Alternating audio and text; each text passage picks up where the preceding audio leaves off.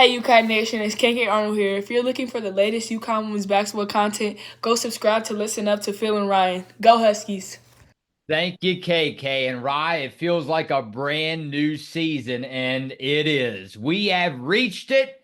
Thank you, everybody. Like, comment, and subscribe. This is obviously the most important time of the season, not just in women's basketball, but obviously on this podcast. Ryan, we have officially made it. This is the time that I was waiting for all along, all of us. Ryan, we had the last check in. Finally, a fresh of breath air. Another last check in. This one comes on Saturday. Game day on Saturday, 322 on ABC at 1 o'clock. Ryan, it's the first round. Regional 4 in Spokane, Arkansas State, and the UConn Huskies. And I want to shout out to Austin and Anita. Thank you for Austin on the profile picture, the new profile picture for Listen Up. Yeah, shout out to him definitely for that. Thanks again. Yeah, it's something different on the profile. Hopefully everybody likes it. Cartoon themed, I would say. So, yeah, something new and fresh as we begin the madness now that the bracket has officially been made. All the seeds, all the teams are in, of course, except for the first four who are going to play over the next couple days.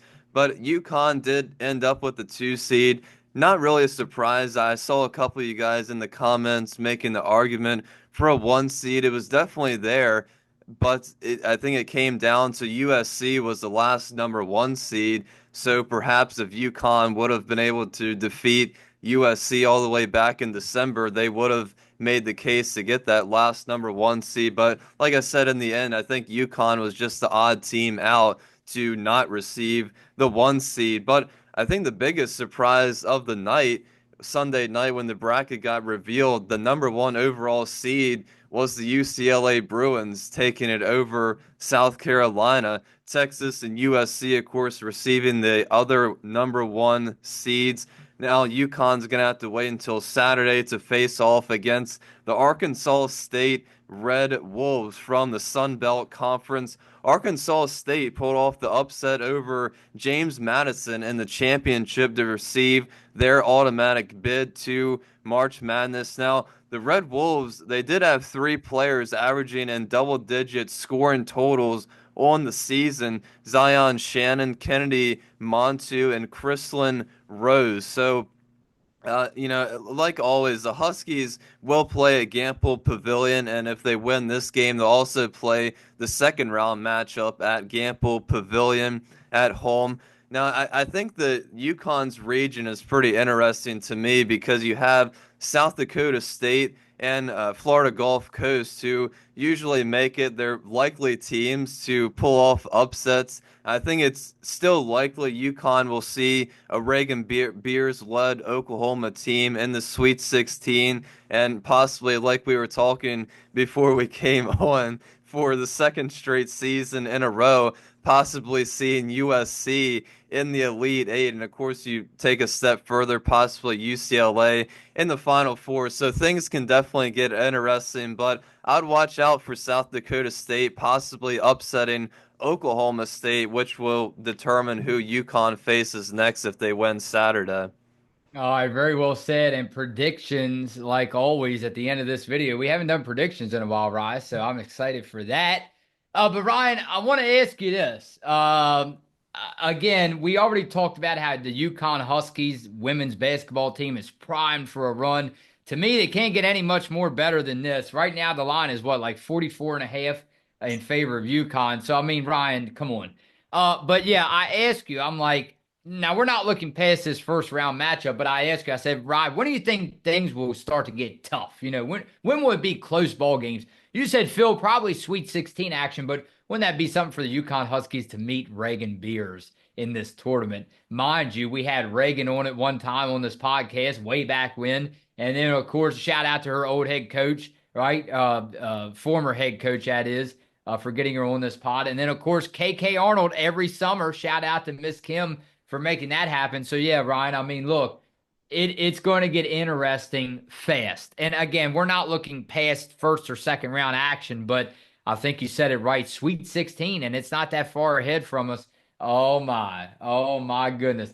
Let's go over comments. And this is the time of the year we wish that it would last like 2 months. At least I do, because maybe not, Ryan, because you told me you can't sleep good at night nowadays. Let's go over to Brian. He said, I totally agree with Rye. They beat South Carolina because of their 3-point shooting. And D, I think UConn is their own worst enemy. Oh, that's very good news, Ryan, considering all the hype surrounding the teams in the that will be in the Elite Eight, Final Four. So he's saying that UConn can only beat themselves.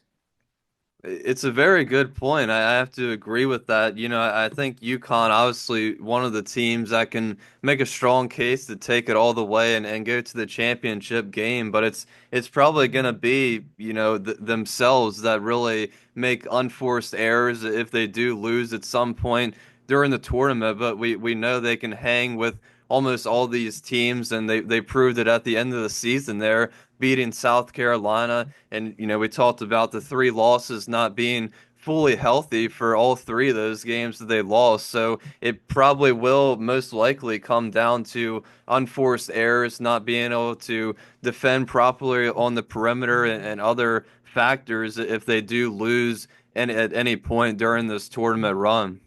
Just me. I agree with Rye. Defense will be the key to UConn's NCAA success. Also, I agree with Phil about UConn's 3 losses. They are a different team right now with all pistons firing.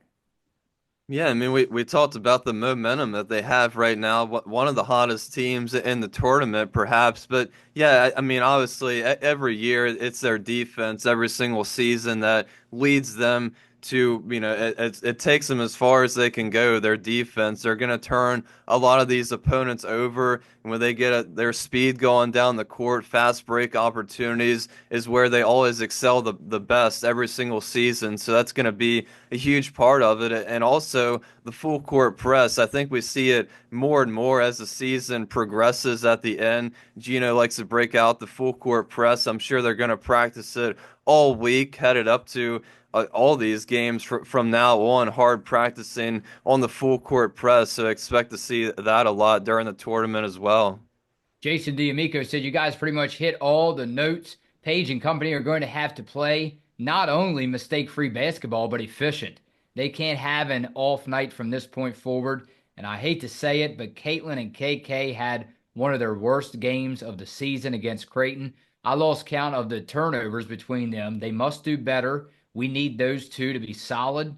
It's one and done, and any one of these teams can make an opponent pay for mental lapses. Moreover, victory depends on coaching. Gino and company need to be at their best this year. It's going to be exciting for certain. Peace.